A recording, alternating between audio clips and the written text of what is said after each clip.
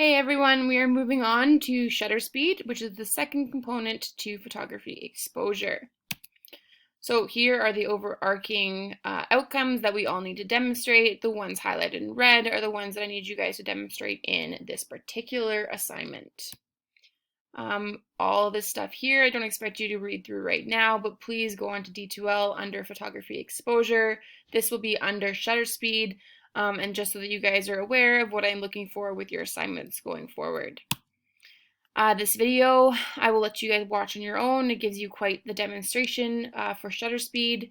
It gives you visuals, how the camera works with focal length, with the speed of your shutter and what that does and how it manipulates it. I'll go over it a little bit, but just in case you need more visuals attached, that video again will be on D2L under shutter speed for photography exposure. So what is a shutter? The camera has these blades or curtains that open and close when you press the shutter button to expose your image. The shutter button is just that big black button that you guys have been pressing on those DSLR cameras at school. So yeah, essentially it's just that window shutting to freeze your frame and take that shot. So what is shutter speed? Speed refers to how long the shutters are open. Okay, so how long, let's say you have your curtains open in your room, is how much light you're letting in. As soon as you close your curtains, that light has stopped being let in, right? So it's very different again in a camera, but if you have your curtains open for longer, more light gets let in. If you have your curtains open for a shorter period of time, less light gets in. It controls the motion or movement within a photograph. Is the picture frozen or blurred? So for instance, if you are taking a picture of a quarterback doing something, you'll probably want to have a fast shutter speed so that you can capture that fast action. Okay, if you are taking a picture of a waterfall and you want to get that sort of silky effect where the water blends all together, you are going to have a long shutter speed. So lots of light will be let in. For instance, here you have your slow shutter speed diagram and your fast shutter speed. The fast shutter speed makes it look like that wind machine thingy isn't even moving, whereas the slow shutter speed looks like it's going so fast it's blurred. Okay, so this is again one of those images I was just talking about. Normally I would ask you to answer this for me. I hope that you guys, in the time that I've been talking, have tried to figure it out on your own. This would be a slow shutter speed, okay? You're using a tripod for this shot. If you were using just your hands, it is very unlikely that you would be able to capture such a clear image, okay? Once again, a slow shutter speed is letting a lot more light into your shot and creates a lot more blur in your shot, okay? That's why you're getting these cars' lights kind of melding together. Slower, fast shutter speed. I'll give you guys like 5 seconds here. Yeah, so this would be a slow shutter speed, okay? This is because you are capturing, again, that blurring of light. Once again, it would most likely be on some sort of tripod because otherwise you would get quite the blurry image. Slower, fast shutter speed. It is a fast shutter speed. You are capturing something that the human eye would normally not see. And it's incredibly clear. So that's a really, really fast shutter speed. So less light has been let into your camera and you're capturing motion quite clearly.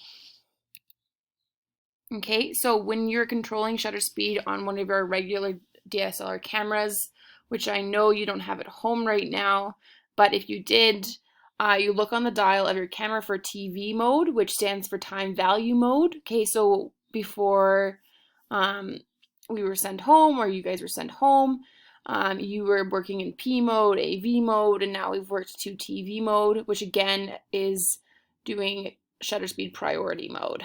Okay, so you choose your shutter speed and your camera will choose the aperture to give you the correct exposure. So you're not quite working fully in manual yet. Okay, so a bigger denominator means a faster speed. So that is like the one thing I really want you guys to remember going forward. The bigger the denominator, the faster the speed, okay? So once again, the bigger the denominator, the faster the speed. It's always written normally in a fraction. 1/4 means the shutter will be open for 1/4 of a second. This means the shutter will be open for 1/500th of a second. And this means the shutter will be open for 1 second. Okay, so this would be the slowest one right here. So shutter speeds increase approximately double. I'm not expecting you guys to remember this fully, but it's just so that you are aware moving forward. Okay, slow versus fast. Once again, 1 second, quite slow. 1/160, a bit faster there. If you ever want to just have a golden number for taking shots, 1/60 normally captures people walking. Okay, anything slower than 1/60 and you're going to start to get blur. Anything faster over 1/60, you're going to start to get a lot crisper images. But your shutter is going to be so fast that not a lot of light will be let into your shot. So if your shot's at 160 for your shutter speed, you need to do other things to your camera's manual settings, for instance, your ISO or your aperture, so that they're compensating for how fast your shutter speed is and is getting light in your camera using other methods. Okay, so once again, if your curtains are being closed really fast, you're most likely going to turn on the light to your room, right? So if your shutter speed's really fast, you're going to have to turn on something else. For instance, your ISO. Turn that bad boy up, okay? Sorry, I said bad boy. Again, and then here's some more slides for you guys. I'm not going to go through all of these because I don't want to bore you to tears. But again, these are on D2L.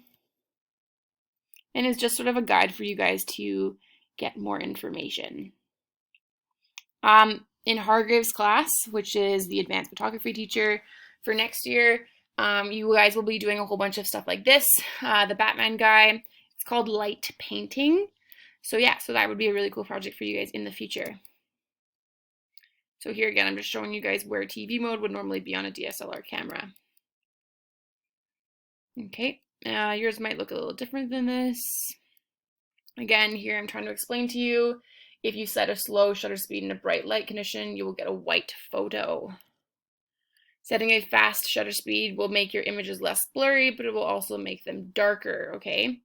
So because your curtains are being closed fast, it's going to make it darker because less light is being let into your shot. So increase your ISO. I cannot stress that enough going forward. Here's your exposure compensation. That's something that you guys would normally practice on your cameras at school. But since you're at home, just something to be aware of. Always increase your ISO if your shutter speed's quite fast. Again, remember that if you're increasing your ISO, you're also increasing your noise. Here are just some demonstration images. Again, so in most cases, a shutter speed of 1/60 or faster, you will use to avoid that shake in your camera. So 1/60 again is that golden number. You can tell the difference between camera shake and subject movement because nothing is in focus. So if you guys try and hand something in, for instance, and go, oh, like that was me capturing movement, it's very obvious to me when it's movement and when it's just your hand shaking and you haven't set the right settings on your camera. Okay, that's something that we can go over in the future. So final thoughts, when considering what shutter speed to use in an image, here is a pretty nice handout that you guys can always refer to. If you want to, you can take a screenshot of this. It does help. But just always remember, once again, the larger the denominator, the faster the shutter speed, okay? So if something doesn't even have a denominator, for instance, 8 here, that's going to be a really long shutter speed, which means it's going to be blurry motion. The higher the number, the clearer the shot. The denominator, I mean. So the higher the denominator, the clearer the shot. Okay. So the actual shutter speed you choose will always vary depending upon the speed of the subject in your shot and how much little you want it to be blurred. So please pay attention to what you're capturing. For instance, if you are capturing someone jumping, that's quite a fast movement, so increase your shutter speed. Okay. So for our next assignment, I've had a few of you email me being really stressed out. Please just do your best right now. What I want you to do going forward is make sure you've handed in your aperture assignment. If you couldn't use Lightroom, please use Yamera. I know it's not the same, but just go and press on focus in the Yamera app, and then you can manipulate the focus by unlocking the setting and then just moving the dial, and you guys will know if you've actually tried to do it.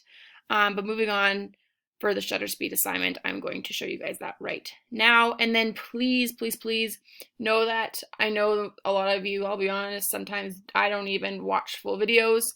So the assignment will always be at the end of the video that I give you guys, but I'm also going to always include sort of written document so that you can have a visual for what I want to have from you or what I expect from you. This again will be due next week on Tuesday. Okay? Are back on D2L. Just like our last assignment for aperture, okay, you had your aperture at home assignment, which was in a PDF document, and that explained everything I wanted you guys to go through for your aperture task, okay? So you were just taking 2 shots, the exact same shot, but you were just changing the aperture so you had a shallow depth of field, which had a really blurry background, and a deep depth of field that was a lot clearer. Okay, so once again, that's where that was due. Going back to photography exposure, you guys are going to go to shutter speed now. Shutter speed at home. Okay, so here again, we're just going over DSLR camera settings. I'm sure you guys are going to be shooting on your iPhone or your Androids. If you're an Android, please go to Pro or Manual mode. If you're an iPhone, you'll need a third-party app such as Lightroom, Yamera, or VSCO. So all 3 of those could work. I think Lightroom for shutter speed is the best one. That being said, totally up to you guys and how you get creative with it. So make sure you consider your ISO, which is your light and your camera sensitivity to that light. Take photos to capture motion as described. Okay, so here, honestly, I just want you guys to capture 1 shot. You are capturing motion, so that could be someone throwing flowers, someone throwing water, someone jumping, although I would like something more original than jumping, but again, I understand that we have limited resources right now. So you're going to be choosing, for sure you will be doing capturing motion. That one is mandatory. And then you guys get to pick from any one of these, from blurred motion to moving subject frozen background blur, to lens zoom blur, to abstract blur. And then you guys are going to use Lightroom or Lightroom CC to collect your metadata, edit your photos on a document of your choice, arrange your best 2 photos of motion. So again, one has to be capture motion and the other is a shutter speed technique of your choice.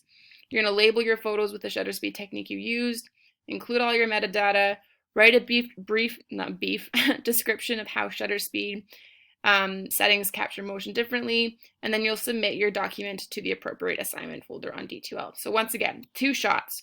1 shot is going to be capturing motion. The other shot is just going to be any one of these 5 techniques of your choice.